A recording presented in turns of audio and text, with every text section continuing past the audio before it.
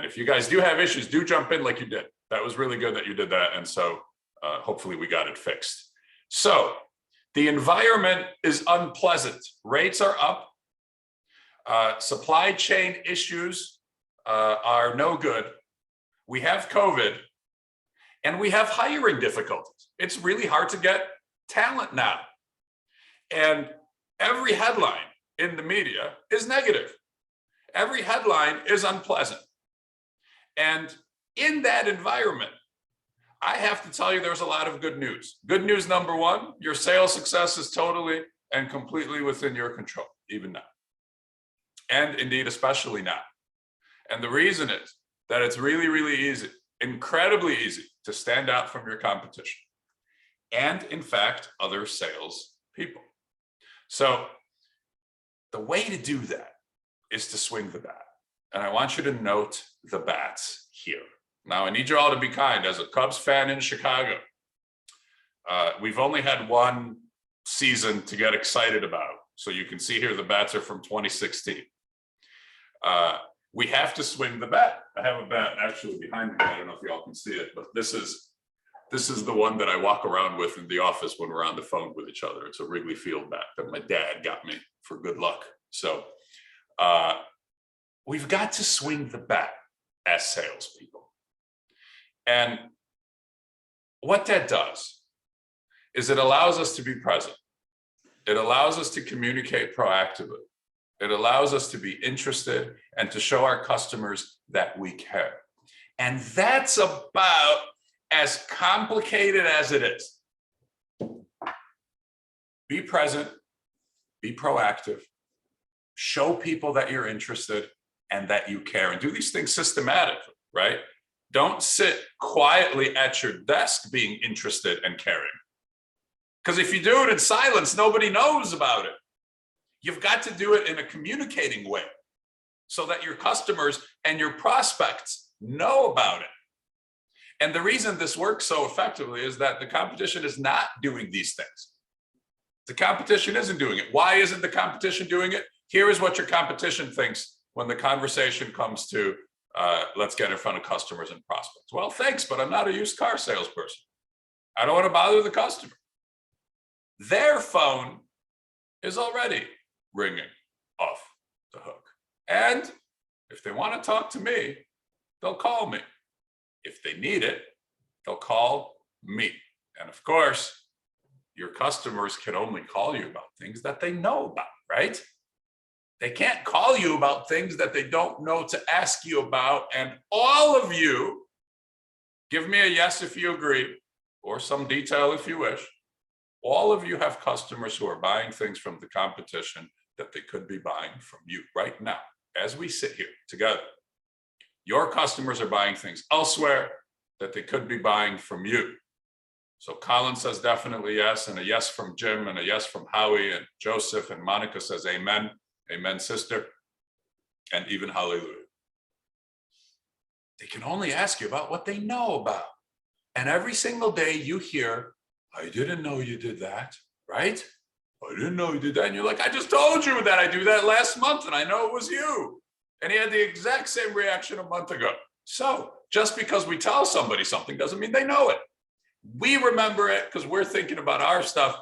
They don't remember it because they're thinking about their stuff.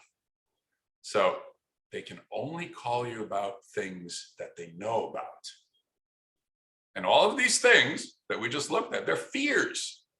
And fear makes most salespeople order takers. They're waiting for the phone to ring. Welcome to the competition. Order takers waiting for the phone to ring. Don't be that person. Don't be that guy or woman. Don't be that person. Now, for some of you, you might look around your office and this might ring a bell, right? You might know people like this. Maybe you used to be like this. But this is about 95% of the competition. Order takers waiting for the phone to ring. And so this is a very easy crowd to stand out in. It's not hard to stand out amongst people who are waiting for the phone to ring. Now, as I say that, I want to be clear. I'm not saying they're not busy. They're not sitting at their desk in silence. Their phones are ringing. And people are ordering what they order, or they bring you their problems and their issues, right? But they can only bring you those things that they think they can get from you. So most salespeople actually are in the customer service business, right? When you're this way on the screen, when you're an order taker, and when you wait for what's incoming, you're in customer service. You're solving problems. Problems is what comes, right? So you're solving problems. And I'm suggesting that we show up and we go to customers and prospects proactively. Nothing is wrong, to help them. So I want to say a word here. With systematic proactivity comes a lot of rejection. And, nobody gets rejected more than us, right? Nobody fails in their work more than we salespeople fail, unfortunately. You've heard me say this if you follow my work. Baseball players fail 70% of the time, and they go to the Hall of Fame, right? If you're a 300 hitter, you go to the Hall of Fame. In sales, we fail a lot more than that. In sales, we fail 90% of the time, right? If you succeed 10 to 15% of the time, then you're one of the best among us, right? And I sell for a living and you sell for a living. And so if you fail 90, 85% of the time, you're one of the best. Here's the thing. Don't avoid those no's. That's what the competition is doing. When they wait for the phone to ring and are, in the business of taking orders, what they're doing there is they're avoiding the no. I think we should chase the no's, because each one gets us closer to the next yes. If the success rate is 90%, is 10% and the failure rate is 90, right? That means it takes 9 no's to get to 1 yes. So we kind of need the no's, don't we? We've got to get through the no's in order to land on the yeses. The no's allow us to earn the yeses. They are one step closer. And Michael says, I'm still making my way through the no's. Well, you got to keep going, Michael. You got to keep going. And if you have a comment and you have a question, right, go to the chat just like Michael did and just like Pat did just now. And that's where I'm looking. It's on my screen. So if you have a question or comment, you don't have to wait till questions, by the way. Share an experience, agree or disagree. If you're mad, tell me. That's where to go. So I think we need to chase the no's, guys, because without them, we don't get any yeses. Let the competition avoid the no's. We have to go after them. In my work, almost every one of my clients tells me no before they tell me yes. It's just a part of the process. It's a long sales cycle.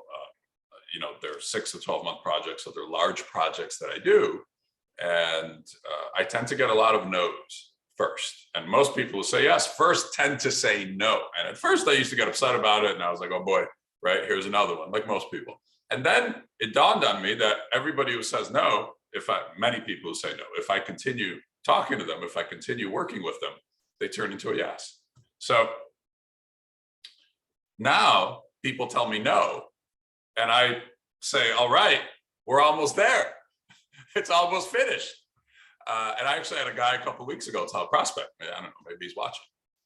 Prospect told me no, rejected my proposal. We had gotten to the proposal stage and he told me no. And I said to him, I know you think you're telling me no right now, but what's happening is we're one step closer to the yes. And he laughed. And this was a couple of weeks ago. We have a call scheduled going forward. So that's what a no is, guys. It's one step closer to the yes. Let's see, MD Rogers. When do you decide that too many no's is enough? The needle isn't moving and you're spinning your wheels. Is your time better spent somewhere else? Yeah, I mean, if you're shut off and the customer tells you, no, never, right? This will never happen. Please stop. That's when to stop. Otherwise, you kind of move them back through various levels of possible yes, right? So after the first no, you kind of take them to the nearest group, which is most likely to convert back to a yes, and you stay present and you stay active. After some time goes by, which how much time that is. I don't know. After you get enough or additional no's, you might take them back a level. You might take them back a level and try less frequently. I see froze, but back now. It did tell me my internet connection is unstable. Thank you guys. Keep talking to me, keep telling me that, and that lets me review. My view is that no means yes. In the chat, it says, okay, but only in sales. Only in sales. It doesn't exactly mean yes. What it means is keep trying, keep going, because it might be a yes. It might be a yes. Okay. Let me see. There were a couple other questions or comments here. And so MD Rogers, I hope I answered your question here. Anthony says, what's your recommendation on how to move LinkedIn connections to the phone without destroying connections? I don't think you're destroying anything if you connect with somebody on LinkedIn and offer them an opportunity to connect with you closer. Just do it in a personal way. Don't do it in a spammy way. You know, LinkedIn is full of spam now, which just means that there too, it's easier to stand out from the crowd than ever before. It's actually easier to grow sales than it ever has been, guys. You know, it's easier to grow sales than it ever has been because the most effective tools, the telephone, are being used the least that they've ever been used. Somebody said to me, what was the line? Somebody said, it was a great line. If the phone had been invented after email, so if email came first and then the phone came, we would have thought that it's like a freaking miracle tool, you know? That, you mean I don't have to write them with words? I can use my voice and they can hear me and they can hear my tone and I can hear theirs and we can talk back and forth to each other? That's like a miracle. We would all be flocking to the phone. But because the phone came first and then email came, and then we could email so many people so easily, so quickly, and they can't reject us into our ears when we email them, we go to email. All right. The swings. Let's talk about what those swings are. I promised you some specific things. We're going to get into the nitty-gritty now. And I want to end today by talking about Ukraine a little bit, which is where I was born. So I want to do that in the last few minutes. Folks, the most effective sales bet, the most effective tool to swing is the phone. The phone is the most effective tool. And so my question to you is, go to the chat now and tell me yes or no. Right now, as you sit here, can you reach your phone? Can you get to your phone? If we all had little videos, I would ask you to hold them up to the screen and we could see you all holding your screens. But go ahead and look at the chat, guys. There's not one no yet. We have 194 people who are with us. And you all are saying yes. Dozens of you saying yes, yes, yes. Right? Somebody says here, it never leaves my side. And somebody says, heck yes. So we're all sitting by the phone, and so are your customers. That's why it's so effective and it's so amazing that nobody is calling the phone. Can you remember the last time you got a proactive phone call from a supplier, from somebody you can buy from, a manufacturer, if you're a distributor, from a manufacturer, if just whoever you can buy from, right? Whoever you purchase from. Do you remember the last time you got a proactive call from somebody that you buy from on your phone that's next to you now? And they said to you, Brent, it's Alex. How you doing, man? I was thinking about you. How's your family? How are the kids? What's going on with you know, summer's coming up. Any travel plans? And listen, Brent, what are you working on these days that you're thinking about? I'd love to help. That kind of call. Can you remember? Brent says, no, I can't recall. And Brent runs his company. I know that because he's my client. Taylor says, no. Most people can't remember the last time they got a phone call. The reason is that it don't happen very much. And when you do it, that's why the phone is the most effective sales bet to swing here. That when you do it, when you call people, you're the only one. And guys, in a slowing economy, Kenny says not in his memory when a proactive call received. In a slowing economy, you know what happens? More fear. And instead of going out and being more proactive, instead of being more present, people kind of turtle up. You know, I don't know if you can see me here, but they kind of turtle up and they become less communicative. So who should you call? You should call people who you know. These aren't cold calls I'm talking about. You should call people who you know. Start from right, move left. Current customers and past, current prospects and past, and if you wish, customers from your past jobs. So you know these people, right? Look at down here. These are all the people who you know, current customers and past, current prospects and past, customers from your past jobs. You know these people, call them first. Once you've exhausted all of them, and there's hundreds of them, so you're not going to exhaust them very quickly. We all know hundreds of people. That's an important thing. We all know hundreds of people. Nobody is suggesting you cold call. Then you go to people who you have some familiarity with. Prospects who know your company, prospects who recognize your customers, and prospects who would not recognize you or your customers. These are cold calls. Only make them if the world is ending. No, only make them if you've exhausted all of these folks. So nothing here, if you know my work, is brand new. Nothing in the sales profession, frankly, is brand new. And all of you who sell for a living know what you should do to grow sales. Everybody knows what to do to grow sales. Everybody knows that the phone is a more effective tool than email, and yet we email. So knowing what to do is not enough. Having heard this from me before or read it in my books, that's not enough either. It's the doing, ladies and gentlemen, that makes the money. It's the doing that makes the money. Knowing won't make you a dollar. So we have to do. So I know you've heard it before. I know you know these things. I'm not creating anything brand new here that didn't exist before. What I am doing is saying you've got to do these things that you know, because there's an awful lot of things we know that we don't do. Pat says action. Yeah. And Michael, will we be able to get a copy of the slides? I'll share the recording, and the recording will have the slides in it. So I will share the recording. That's why we're doing it, as I was reminded so boldly. Now, at the start of the week, you're welcome. At the start of the week, I think it's important to briefly, in a few minutes, not in a few hours, briefly make a quick plan of who to call at the start of the week. And let me give you 3 different planners from 2 different books. Because I went back, I started thinking, which are the best planners to use to just very quickly make a plan? This one from 5 Minute Selling, the yellow book behind me, has 8 different kinds of customers and prospects to call. Now, look, I believe we don't make proactive phone calls frequently because we don't know who to call, because we don't sit for a minute and make a plan of who to call. And again, a plan, you can fill this form out for the whole week, guys, in less than 5 minutes. This is like a 2 or 3 minute effort. You sit and you write people down. And if you want to type them, that's fine too, but quickly.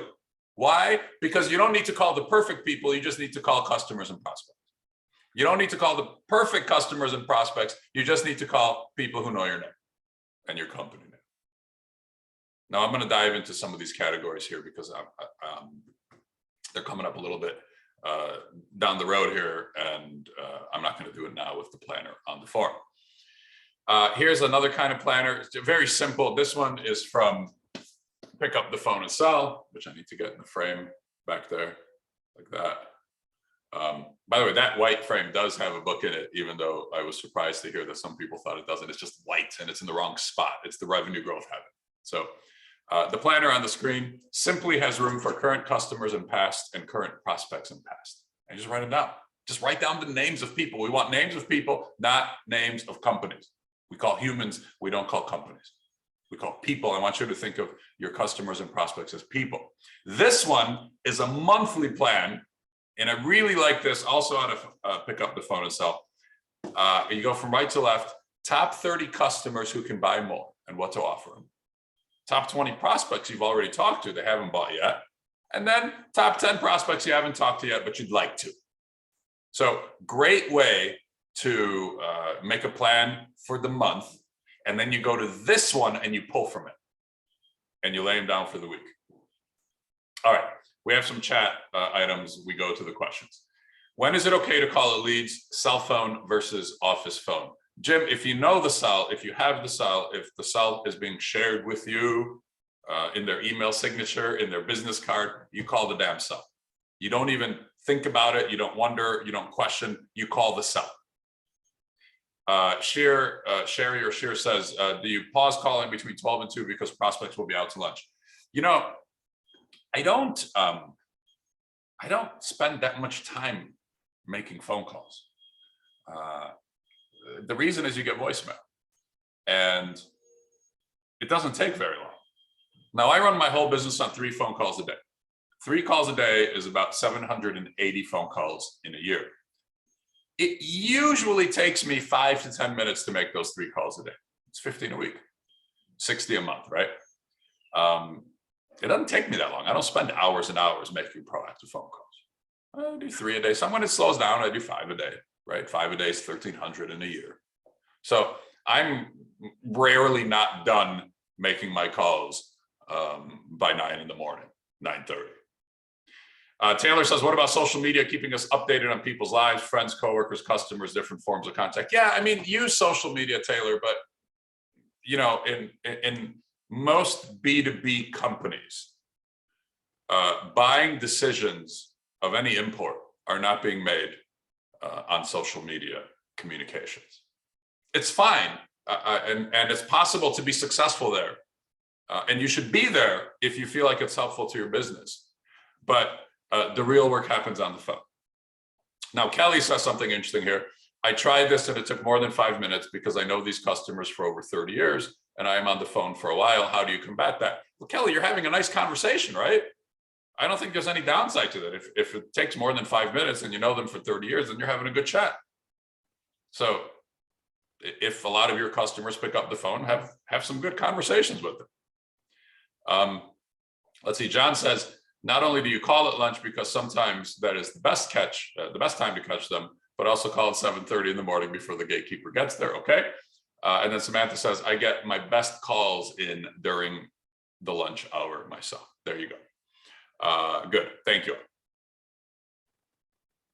Make a quick plan to start the week so that when it's time to go to the phones, you have a list of names in front of you. And then a really important thing is to commit to a number of proactive calls for the week. So make a commitment. You're going to make 3 a day, which is 15 this week. You're going to make 5 a day, which is 25 this week.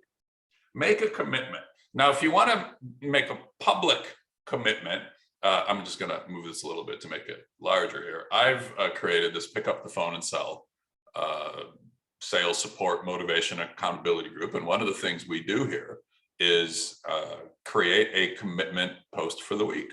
And you can write down your numbers in the comments, and you've made a commitment and you have it. And so that's a tool you can use. It's free to join. It's called Pick Up the Phone and Sell, just like the book. So you can go there on Facebook and join if you feel like it'll be useful. As you can see here, currently, as we said, there's over 900, well, there's 900 members exactly.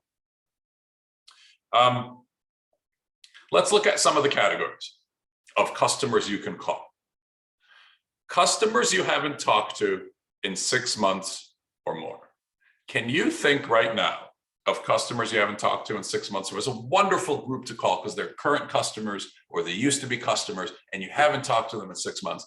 The problem with these folks is they're hard to think of. It's difficult to think of them because they're not in our heads because we're not talking to them. We're talking to all the people that are calling us. Great group of people to reach out to. You have control over your sales success, right? Make a plan, commit to a number of calls for the week, go through the calls. Customers who used to buy, but stopped. People don't announce that they're breaking up with us, right? We don't know often that they've stopped buying, so we go find them. Prospects you once talked to, you got close to selling to them, but they didn't end up buying. This is a great group. I've got a lot of these folks, right? My nose who didn't buy. Great group. You've talked in depth. You know them. They know you. Write down some of these names and call. And another great group of smaller customers who you feel can buy more. Smaller customers who you feel can buy more. So you can write all of these folks down in a planner like this. If you don't like mine, create your own, but plan it 5 minutes or less, then make your calls for the week. We go, Jeff, I see you raised your hand. Just go to the chat if you meant to do that, and just ask me your question. Let's see. Christina says, any key differences you would highlight between follow-up if it's business to consumer rather than business to business?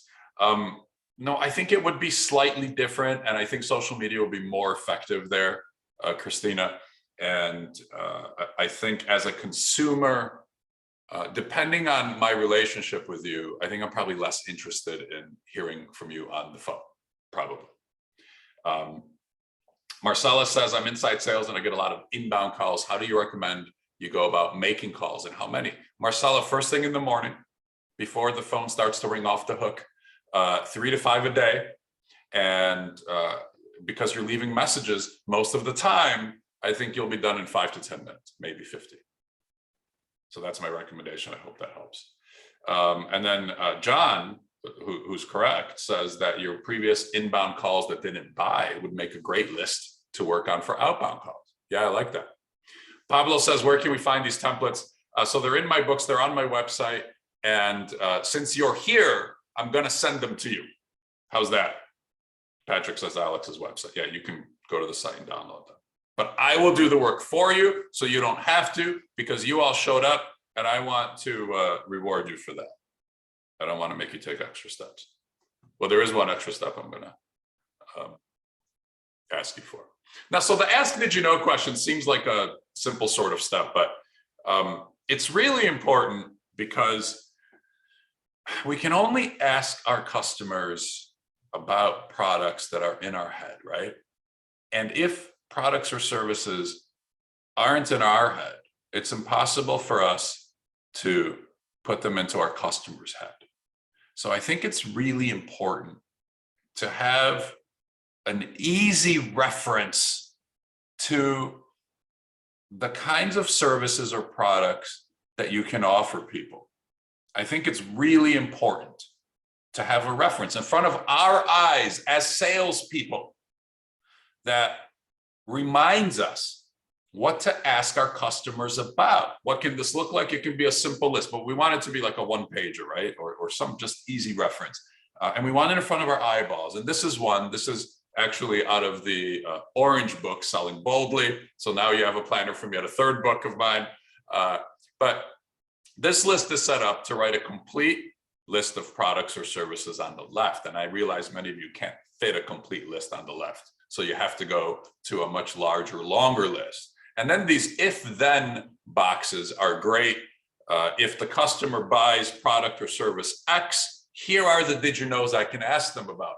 But if they buy product Y, here are the did you knows I can ask them about. It's like, you know, the coaches in football, the coach stands on the sideline with a laminated play sheet. Well, this can be your laminated play sheet for your products. And then the ones that repeat under the DYK list here, the if-then boxes, you drag them over to the right, and these become your top 7. It's just a way to fit it onto one page. But honestly, a simple bulleted list of your products and services would be enough. Steve says, if I leave a voicemail, what's an acceptable time frame to call back if they don't return my message? First of all, Steve, and this is very important, and I'm glad you brought it up. When you leave a voicemail, make sure you also send a text. Per my voicemail, comma, what's better for you, Tuesday or Thursday? And what you'll find is 2/3 of the people you leave a message to will communicate back to you, and 2/3 of those will text you back. Send a text. The text message is an incredibly powerful way to increase your callback. And to answer your question, an acceptable time, if I'm leaving a message and it's important for me to connect to them, I'll probably wait 10 days to 2 weeks. But that's just me, right? Yours might be different. Kelly says, where can I get the DYK planner from? On my website. It's in the Selling Boldly book. So you can find it on my website. And these planners here, I'm going to send you, okay? I'm going to group them together and send them out to you. So again, the swing of the bat is, let's tell customers what else they can buy. I don't want to get lost into the how, right? Let's zoom out. Let's tell customers what else they can buy from us, because they only know a little bit. And frankly, in our heads, they niche us. Well, I only buy this thing from them. And we niche them back. This is all they buy. The reverse did you know question is instead of us naming products to them, we ask them what they need. What am I not selling you? What else do you need? This is a great question here. What are you having trouble sourcing? And if you're in services like I am, what projects or improvements or initiatives are you thinking about going forward? And they'll tell you. They'll actually tell you. Let's see. Pablo says, I just bought your 5-minute selling book. Thank you, sir. I get $1 from that purchase, so I really appreciate it. Just kidding. I really do appreciate it. Thank you. And it's got much of what we're talking about right in the book. Okay, let me show you this. This is so new that it's not in any book. It's called a weekly 5x5 plan, and I left it for this point close to the end because it includes much of what we've been talking about. So a 5x5 plan looks like this, and I'll make this smaller so you can see it. 5 customers and 5 did you knows that you can ask for each. 5 customers, so you write them down, A, B, C, D, E, write the customer names, and then 5 products that you can talk to them about that they're not buying from you now, that they could buy from you. That's a pretty good plan to have in front of you, because when you call these customers or prospects, you've got immediately in front of you the products or services that you can ask them about. Howie says, one of the best tools that I have learned from you is to ask customers what they are working on and how I can help. Yeah, the language is, my version of the language, and I know Howie, yours is probably different. And I love how you apply this and make it your own, Howie. My language is, what are you working on these days that I can help you with? It's great, simple, straightforward, helpful language. And then you just stay silent and you let them think through the answer. They're going to be quiet because they don't know, they haven't been thinking about your question, right? So what are you working on these days that I can help you with? I'd probably say that 10 times a day. And that's where Howie's going with that. And finally, pivot to the next sale, guys. Make sure you're asking for the business, right? When would you like to start? When can I expect the PO? When would you like it delivered? How would you like to pay? I like the back and forth that's happening here on the chat. And Patrick says that you should use the did you know question. Alex has several videos on YouTube. Patrick is exactly right. I think that's directed at Samantha. Taylor says, know your customer. Another comment for Samantha there. And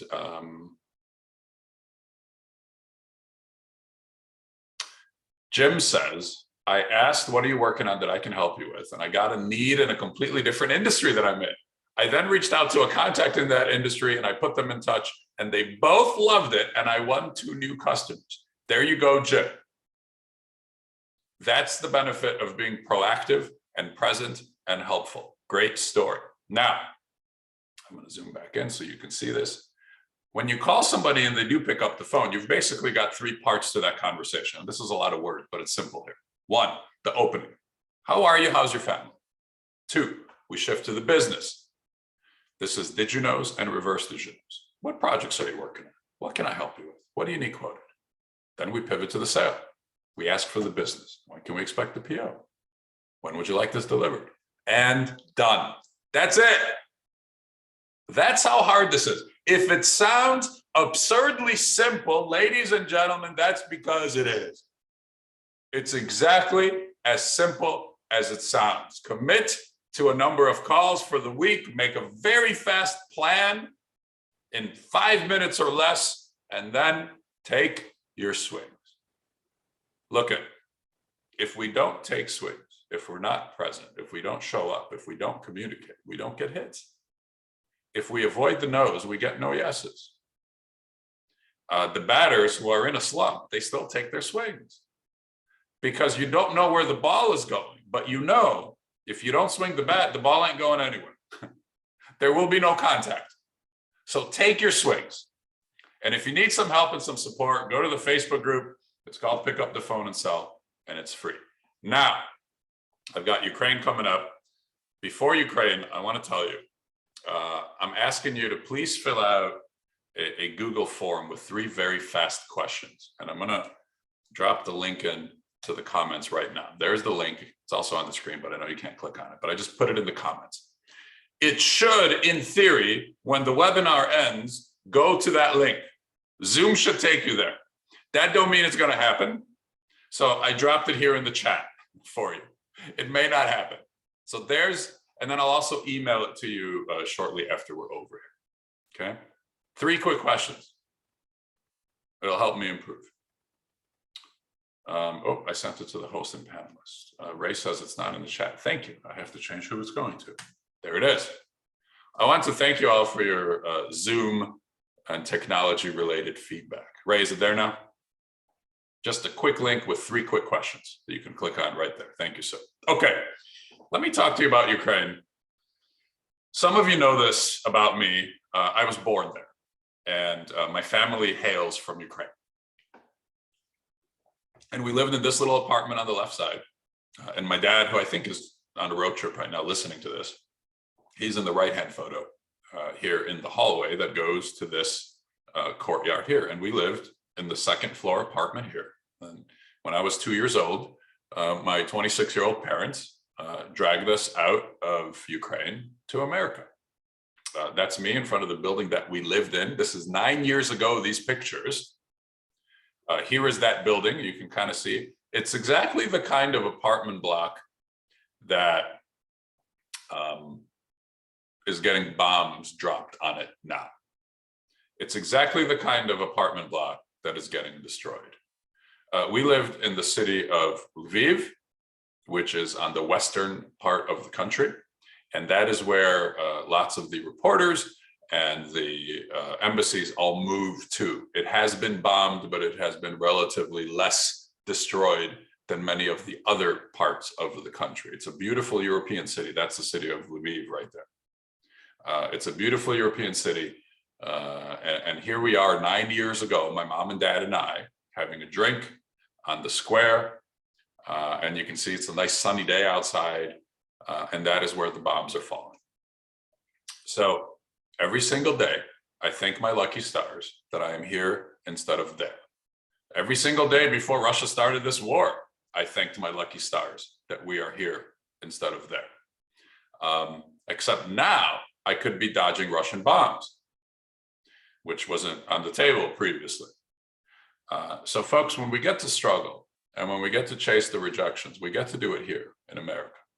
We get to do it here. And that makes us pretty damn lucky. And I know some of us aren't in America and some of us are international, but there aren't a lot of places in the world where you can work hard and persevere and actually make a difference in your life.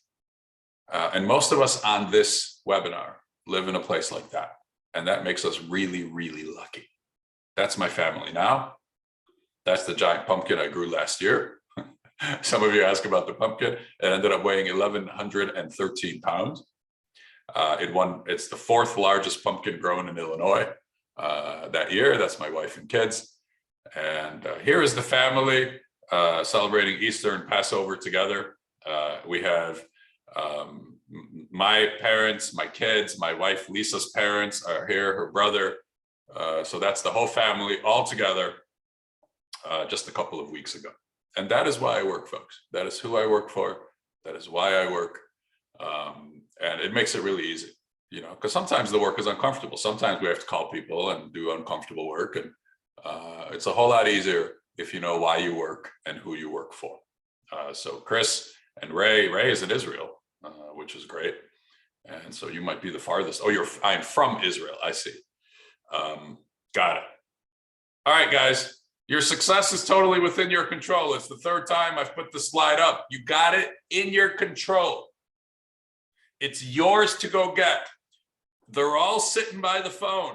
Make a quick plan. Commit to a number of calls every week and go to people and say, I want to help you. Don't say, I want to sell you. Say, and think about it as I want to help you. And when you do that, you're going to be the only one and they're going to thank you with their money. So thank you all so much for coming.